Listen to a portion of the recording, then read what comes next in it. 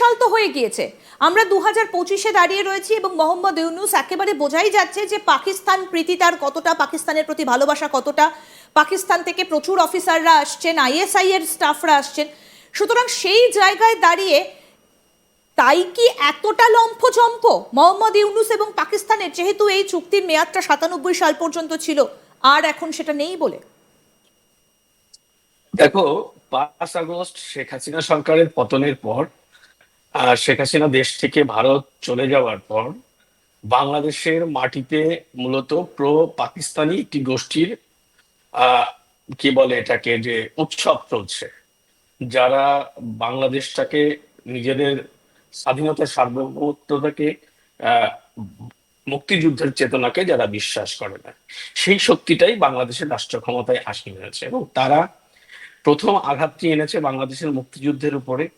তারপরে তারা আঘাতটি এনেছে আহ সংখ্যালঘু সম্প্রদায়ের উপরে, সেকুলার মানুষের উপরে। এরপরে তাদের টার্গেট হয়েছে ভারত।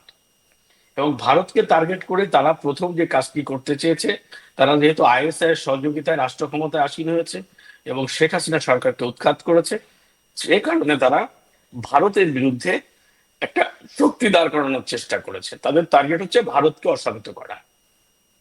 এখন এই পরিস্থিতিতে দাঁড়িয়ে প্রথম দিকে ভারত কিন্তু খুবই ঠান্ডা মাথায় ব্যাপারটি পর্যবেক্ষণ করেছে এবং তারা তাদের পলিসিগত দিক থেকে তারা অবজারভেশন ছিল যে আসলে বাংলাদেশ কি করতে চাচ্ছে।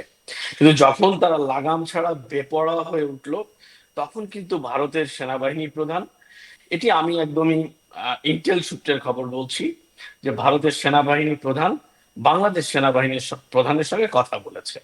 একটি জিনিস আমি এখন ফাঁস করতে চাই, বলতে চাই, যেটি খুবই খুবই গুরুত্বপূর্ণ এবং এই আলোচনার প্রাসঙ্গিক। সেটি বলতে চাই আমি এখন, যে এই যে ইন্দিরা মুজিব চুক্তি, এই চুক্তি 1997 সালে শেষ হলেও 2010 সালের পর বাংলাদেশ এবং ভারতের সেনাবাহিনীর মধ্যে কিছু গুরুত্বপূর্ণ চুক্তি সাধিত হয়েছে। সেই চুক্তিগুলো কি সেটা আমি বলবো না, কিন্তু এখানে যে উল্লেখযোগ্য যে ব্যাপারটি আছে সেটি আমি আজ বলতে চাই।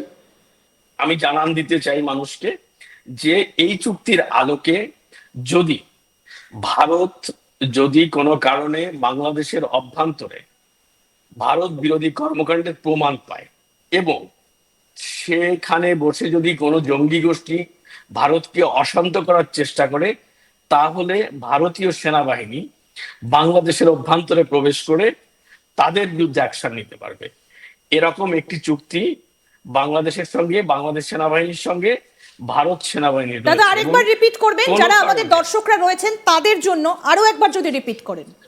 যদি বাংলাদেশের অভ্যন্তরে বা ভারতের অভ্যন্তরে, আমি বাংলাদেশ দিয়েই বলছি, বাংলাদেশের অভ্যন্তরে যদি কোনো জঙ্গি গোষ্ঠী, কোনো মিলিটেন্সি ভারতকে অশান্ত করার জন্য বা ভারতে ঢোকার জন্য, ভারতের বিরুদ্ধে অশান্তি করার জন্য যদি ঘাঁটি গাড়ে এবং সেটা যদি ভারত প্রমাণ পায়, তাহলে তারা নিবৃত করার জন্য সে দেশে ঢুকে তাদেরকে নিবৃত করতে পারবে। একদম সবথেকে বড় খবর এটাই, সবথেকে বড় খবর এটাই যে আবার নতুন একটা চুক্তি সম্পাদিত হয়েছে এবং যেটা আমাদেরকে এক্ষুনি দাদা বললেন, এটা কিন্তু এই মুহূর্তে দাঁড়িয়ে একটা অত্যন্ত গুরুত্বপূর্ণ বিষয়। বলুন।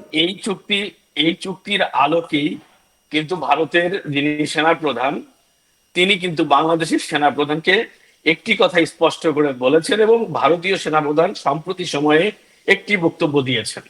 বলেছেন যে বাংলাদেশের অভ্যন্তরে আইএসআই কর্মকর্তারা ঢুকেছে, তারা বিভিন্ন জায়গা পরিদর্শন করছে এবং তাদের কাছে প্রমাণ আছে আইএসআই বাংলাদেশের বিভিন্ন জায়গায় ক্যাম্প দিয়েছে। তার দুদিন পরে বাংলাদেশের সেনাপ্রধান কিন্তু একটি বার্তা দিয়েছেন। তিনি তার বক্তব্যে বলেছেন যে বাংলাদেশে যদি অশান্তি ছড়ানো হয়, এরকম আইএসআই, বা উনি আইএসআই নাম উল্লেখ করেননি বাংলাদেশের সেনাপ্রধান, কিন্তু বলেছেন যে এইরকম জঙ্গিপনা বা এরকম অশান্ত করার চেষ্টা করা হয়, তাহলে বাংলাদেশের সার্বভৌমত্ব বিলীন হতে পারে। তাহলে দুজন সেনাপ্রধানের বক্তব্য কিন্তু ক্লিয়ার, যে ভারত এবং বাংলাদেশের মধ্যে, দুই সেনাবাহিনীর মধ্যে এমন একটি চুক্তি যেটি কখনো প্রকাশ পায়নি বা এটি নিয়ে আলোচনা হয় না। কিন্তু আমি এই দুজনের কথাবার্তা এবং দুজনের এই সাম্প্রদায়িক কর্মকাণ্ড এবং বাংলাদেশ সেনাবাহিনীর প্রধানের হঠাৎ ইউটার্ন, এটাই আমার কাছে প্রমাণ করে যে এই দাদা চুক্তি তাহলে সত্যি এখানে দাঁড়িয়ে বাংলাদেশের একটা সঙ্গে আছে। প্রশ্ন, যে যে বিষয়টা নিয়ে আমরা আলোচনা করছি, যে তাহলে ভারত সেনা কোন কোন অবস্থায় বাংলাদেশের দখল নিতে পারে, আমরা যে বিষয়টা নিয়ে আলোচনা করছি, তাহলে কি উত্তর এটাই দাঁড়ায় যে যদি কোনো জঙ্গি গোষ্ঠী বাংলাদেশের সার্বভৌমত্বে আঘাত হানে তা এবং ভারতের ক্ষতি করতে পারে, ভারত যদি সেটার প্রমাণ পায়, তাহলে ভারত আক্রমণ শানাতে পারে? তাহলে কি বর্তমানে এখন সেই অবস্থাটা তৈরি হয়েছে? আপনি একজন সাংবাদিক হিসেবে কি বলবেন? বাংলাদেশের অভ্যন্তরে যে জঙ্গি তৎপরতা চলছে এবং আইএসআই যারা আন্তর্জাতিক ভাবে শুধু জঙ্গিপনার জন্য পরিচিত, তাদের ঘাঁটির কথা যখন ভারত সেনাপ্রধান বলেছেন, সেক্ষেত্রে আমি কোনোভাবেই এটিকে এড়াতে পারি না বা এটিকে কি বলে যে অস্বীকার করতে পারি না। আমার কাছে মনে হয়েছে যে যে পরিস্থিতি চলছে, যেমন আমি একটি জিনিস বলি এবং যে আপনি একজন ভারতে সাধারণ মানুষ হিসেবে কি ফিল করছেন? বাংলাদেশে এখন এখন জঙ্গি তৎপরতা চলছে এবং যে কোনো মুহূর্তে আপনাদের সার্বভৌমত্ব বিকিয়ে যেতে পারে। এখন বিষয় হচ্ছে যে বাংলাদেশের সার্বভৌমত্ব রক্ষার জন্য ভারতীয় সেনাবাহিনীর পক্ষ থেকে বাংলাদেশের সেনাপ্রধানকে বলা হয়েছে যে তোমাদের কি কি কারণে তোমাদের সমস্যা হচ্ছে এবং হতে পারে। সেখান থেকে কিন্তু সেনাবাহিনী ইউটার্ন নিয়েছে এবং তারা আচ্ছা, সিনিয়র কর্মকর্তারা মিলেই এই ব্যাপারে সিদ্ধান্ত হয়েছে যে বাংলাদেশের স্বাধীনতা, সার্বভৌমত্ব বা বাংলাদেশের যে পরিস্থিতি চলছে এই পরিস্থিতি চলতে দেওয়া যাবে না। এটি কিন্তু স্পষ্ট করে বাংলাদেশের সেনাপ্রধান বলেছেন। তার মানে নিশ্চয়ই বাংলাদেশের পরিস্থিতি আর মানে অনুকূলে নেই, প্রতিকূলে। হ্যাঁ, তো প্রতিকূল পরিস্থিতিকে ফেরানোর জন্য বাংলাদেশের সেনাপ্রধানকে বলা হয়েছে। উনি না পারলে হয়তো ভারত বাংলাদেশের যে যৌথ চুক্তি রয়েছে, দুদেশের সেনাবাহিনী অংশ নিতে পারে। কারণ এটা তো ভারতীয় সেনাবাহিনীতে এরকম জঙ্গি দমনে পাকিস্তানের সঙ্গে বিভিন্ন উদাহরণ আছে। বালাকোট স্ট্রাইক আছে, এরকম তাওলিমি স্ট্রাইক আছে।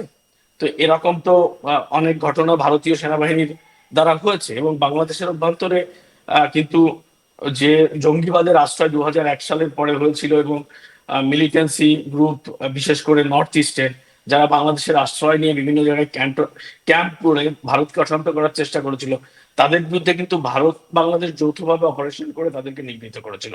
যদিও সেই বিষয়টি প্রকাশ হয়নি কখনো, কিন্তু আমি এটা দায়িত্ব নিয়ে বলছি যে ভারত বাংলাদেশের জঙ্গি দমনে যৌথ অপারেশনের রেকর্ড আছে এবং আমার কাছে মনে হয় এই অবস্থা চলতে থাকলে সেই দিকেই যেতে হবে। ঠিক কথা। কিন্তু যেভাবে এক এক করে জঙ্গি নেতাদেরকে মুক্তি দিয়ে দেওয়া হয়েছে বাংলাদেশের জেলগুলো থেকে, কারাগারগুলো থেকে, তাতে তো এই তৎপরতা যে বৃদ্ধি পাবে সেটা তো অনেক আগেই বোঝা গেছিল। তার উপর আইএসআই এর যে স্টাফ, তারা যারা বাংলাদেশে এসেছিলেন গত কয়েকদিন ধরে, যেভাবে আমরা শুনতে পাচ্ছি যে পাকিস্তান আইএসআই তারা বাংলাদেশের সেনাবাহিনীকে ট্রেনিং দেবে, বিভিন্ন জায়গায় ট্রেনিং ক্যাম্পও খোলা হয়েছে, সেই ফুটেজও আমরা দেখিয়েছি এবং আপনিও সেই তথ্য আমাদেরকে দেখিয়েছেন।